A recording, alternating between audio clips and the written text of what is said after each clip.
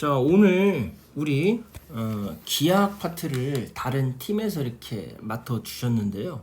자, 오늘 우리 수학의 수, 기하학, 그 다음에 함수, 미분, 적분, 확률 통계, 이렇게 우리 대여섯 가지의 수학의 숲에 대해서 우리는 중요한 부분에 대해서 개념 정의를 하고, 그 다음에 거기에 따른 예시, 그리고 사람들이 누구나 이해할 수 있게 비유를 들어서 한번 본질을 이해할 수 있게 설명하기로 했습니다. 자, 오늘 어떤 내용을 준비해 오셨나요? 저희는 그 기하학에 대해서 기하학이 무엇인지, 그리고 기하학을 어떻게 나눌 수 있는지, 그리고 예시와 그 비유를 준비해 왔습니다. 지금부터 설명을 해보도록 하겠습니다. 네, 우리 기본적인 거는 한 5분 내에 완성인데 네. 지금 이거 아이패드 펜도 화면에 안 써져 갖고 우리 고통을 많이 겪었어요. 자, 한번 5분 10분 안에 요 네. 개념들 한번 썩 본질을 얘기할지 궁금합니다. 자, 한번 해보시죠. 기하학이라는 것은 공간과 도형의 성질을 연구하는 수학의 한 분야인데, 이제 주로 점, 선, 면과 같은 공간의 개념을 다루며 이러한 개념들 간의 관계와 성질을 조사하고 분석을 합니다. 기하학은 이제 여러 다양한 분야에서 활용되는데, 현대 기하학은 이제 추상적이고 형식적인 접근을 통해 다양한 문제를 다루게 됩니다. 자, 기하학은 공간과 도형의 성질을 연구하는 수학의 한 분야다. 그래서 점, 선, 면, 공간 등의 개념을 다루고 그 개념들 간의 관계와 성질을 조사하고 분석한다. 자, 그러면 여기 지금 기하학은 크게 사용기하학, 유클리드 기하학, 비유 뭐 이렇게 나와 있는데, 우선 사용기하학이라는 말 처음 들어보거든요. 무슨 뜻인가요? 이제 사형이라는 것은 물체나 점들을 한 점을 중심으로 한 선에 나타내는 것인데요. 쉽게 얘기하자면 입체 도형을 평면 도형으로, 평면 도형을 입체 도형으로 바꿔서 나타내는 것입니다. 아, 변환하는 거군요. 예. 이해하기 쉽게 한다면. 혹시 뭐 사형이라는 말에 한자도 조금 준비해 오셨나요? 아니요. 아, 근데 그래요? 투영할 때 0이랑 같은 0자를 씁니다. 그래서 종이에 투영, 선에 투영한다는 표현을 많이 쓰고요. 네. 영어로는 프로젝션이라고 합니다. 네, 프로젝션. 알겠습니다. 투사 뭐 그런 개념이라고 이해하면 되겠군요. 네. 자, 그다음에 이제 원근법이라고 이렇게 나와 있는데, 이 사용계약의 그 하위 범주에 원근법, 사용 변환, 무한점의 사용 이런 것들이 나오는 건가요? 예, 그렇습니다. 자, 그거 어떻게 간략하게 한번 설명해 줄 수 있나요? 원근법을 간략하게 말씀을 드리자면, 멀리 있는 건 작게 보이고 가까이 있는 건 크게 보인다는 것인데요. 이걸 기하학적으로 표현을 하자면, 이제 가까이 있는 것은 크게 그리고 멀리 있는 것은 작게 그린다는 것입니다. 이게 한 평면에 그 원근을 나타내는 것, 그게 바로 사형이라고 볼 수 있습니다. 아, 그래서 우리 그림 그릴 때 기본적으로 이 평면에서 입체를 재현해야 되기 때문에 어떻게 보면 뺑기죠. 트릭일 수도 있는데, 가까운 거는 크게, 멀리 있는 건 작게 그려서 똑같은 평면에 다르게 나누는 거, 그런 것도 사용기하학의 한 하위 범주에 속하겠네요. 원근법. 그 다음에 사용 변환이라는 것도 좀 간략하게 한번 설명해 보시죠. 사형 변환도 아까 원근법과 비슷한데, 그렇게 아까 원근법처럼 입체 공간에서 나타나는 그 원근을 그 2D, 그러니까 평면으로 나타낸 것을 사형 변환이라고 합니다. 네, 사용 변환 이렇게 하고, 그 다음에 좀 어려운 말이에요. 무한점의 사용. 이건 무슨 말인가요? 예를 들어서 바다의 수평선은 끝없이 무한하게 길어 보입니다. 이때 이 끝없이 긴 선은 무수히 많은 점으로 이루어져 있다고 생각을 하는데요. 이때 만약에 이 수평선을 사진으로 찍는다면 일부만 나타내게 될 것이고, 그것도 또 유한한 점의 집합으로 이루어져 있을 것입니다.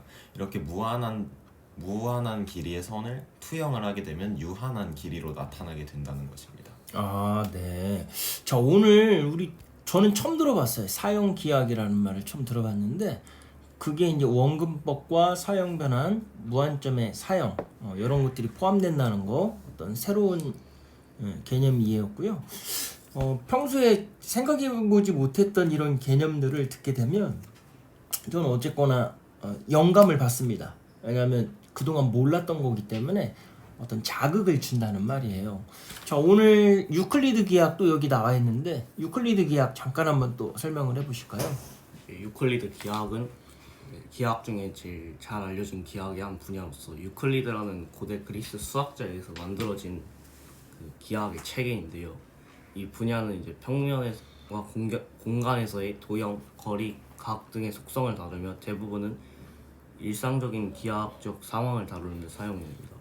네, 그럼 여기 또 이제 어려운 말이 나왔습니다. 평행성 공준, 피타고라스 정리 이렇게 나왔는데, 자, 평행성 공준에 대해서 한번 좀 간략하게 그 메시지를 한번 전달해 보시죠.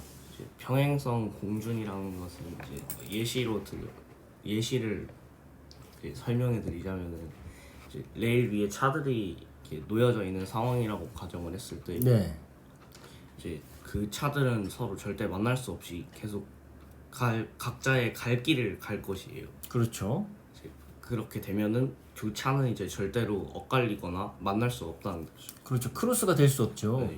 그러면 그 평행성 공준이라는 것은 두 개의 레일이 일정한 간격을 유지하면서 같이 진행한다는 뜻이겠네요. 네. 그래야 만날 수가 없으니까. 조금이라도 이 오차가 있으면 멀리에서 만나게 되잖아요.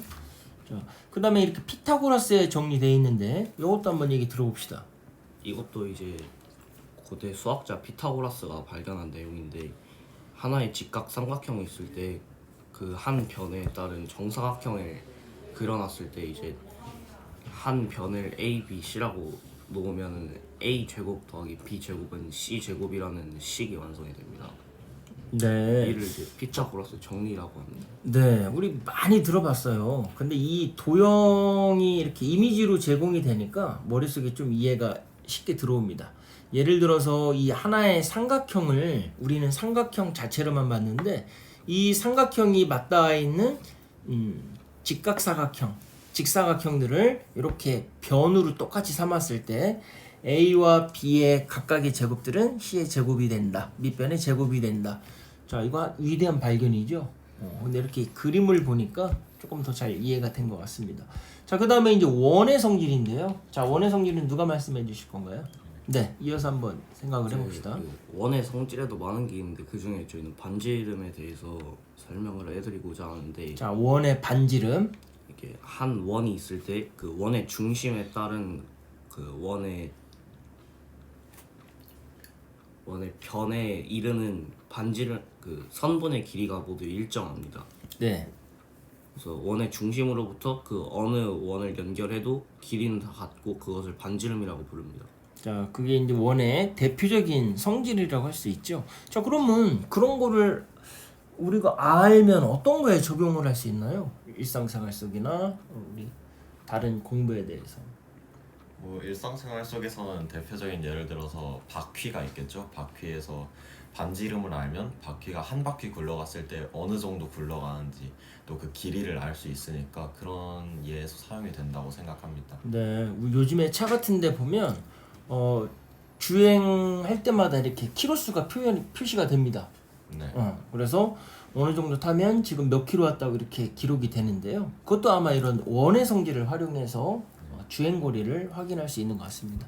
자, 이제 마지막인가요? 비유클리드 기하학이면 자, 비유클리드 기하학? 이것도 처음 들어본 말인데 무슨 말인가요? 이게 비유클리드. 전 비유라는 말이 먼저 들어왔네요. 노은이 여기 붙어서 이제 알았습니다. 네. 아까 유클리드 기하학의 대표적인 성질 중 하나가 평행성 공준이라고 했습니다. 네, 이쪽에 나오죠. 유클리드 기하학의 평행성 공준이고. 이게 한 점을 지나면서 다른 직선의 평행한 직선은 하나밖에 그릴 수가 없다는 기하학의 성질이었는데요. 그것을 부정하는 유클리드 기하학입니다. 한 점에서 다른 직선에 대해 그릴 수 있는 평행선이 무수히 많을 수도 있고 없을 수도 있다는 것입니다. 자, 요거 지금 무슨 말인지 제가 이해를 잘 못했는데 이 지금 이미지를 보니까 이게 어떻게 보면 우주의 모양 할 때 이렇게 본 것 같거든요. 블랙홀 나타날 때나 이렇게. 그래서 일정한 간격이 아니라 공간이 휘어져 있다라는 개념이 포함되는 것 같은데요. 네. 이거는 약간 뭐라고 해야 될까요? 이걸 비유를 들어서 설명하자면 일단 구형 기하학에 대해서는 지구본 위에서는 무슨 수를 써서라도 어떤 직선의 평행한 직선을 그릴 수가 없습니다. 상상을 해보시면 지구본에서 한 점에서 끝까지 점에 선분을 그어도 그 곡선이 휘어져 있기 때문에 평행한 직선을 그리기가 어렵습니다. 네. 그걸 구형기하학이라고 이렇게 표현을 하는 거군요. 네. 그럼 쌍곡기하학은 뭔가요? 그리고 쌍곡기하학은 이거 보이시는 이 안장 모양에서의 평면에 대한 기하학인데요. 여기서는 한 직선에 대해서 무수히 많은 평행선을 그릴 수가 있습니다. 공간이 휘어져 있기 때문에 이렇게 좀 직선이 평면상에서 봤을 때 휘어져 있는 것처럼 보이더라도 사실은 직선이 똑바르게 평행하다는 것을 나타낼 수 있습니다. 그럼 뭐 이건 어떻게 뭐 착시 효과라고 이해를 해야 하나요? 어떻게 해야 돼요? 공간이 휘어져 있다고 생각하시는 게 제일 편할 것 같습니다. 공간이 휘어져 있다. 자, 그러면 비유클리드 기하학은 어떻게 보면 우리가 이 현상 속에서 적용하는 걸 떠나서 약간 일상을 벗어난 범주? 뭐 초일상이라고 표현해야 하나요? 그래도 일상에서 많이 벗어나 있지는 않습니다. 왜냐면 우리 주변에 똑바르고 그 긴 물체만 있는 것이 아니라 휘어져 있는 물체나 구형의 물체가 많기 때문에 그런 것에선 충분히 적용이 됩니다. 네. 그래서 우리 이미지만 봤을 때는 뭔가 이렇게 항공 우주 그런 약간 수학적 계산의 느낌이 좀 들었고요.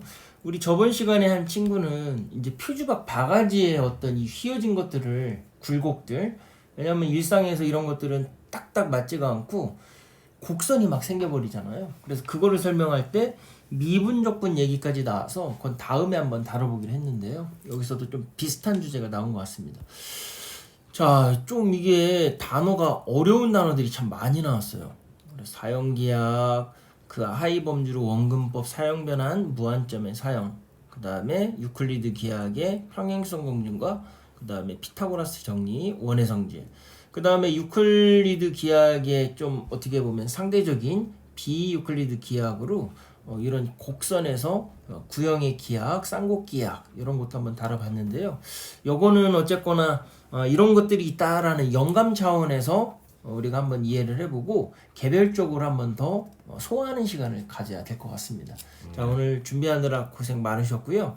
이제 오늘 우리 친구들이 처음 이렇게 해보는 건데 자기가 친구들하고 같이 일주일, 2주일 대본을 써보고 자료를 찾아보고 이렇게 말하는 연습을 하는 게 되게 큰 경험입니다. 그래서 앞으로 꾸준히 해서 1년 후에는 이 처음에 낮은 목소리, 두려움, 이런 긴장감들이 어떻게 변할까 많이 저도 기대가 됩니다. 자, 오늘 수고 많으셨습니다. 네, 감사합니다.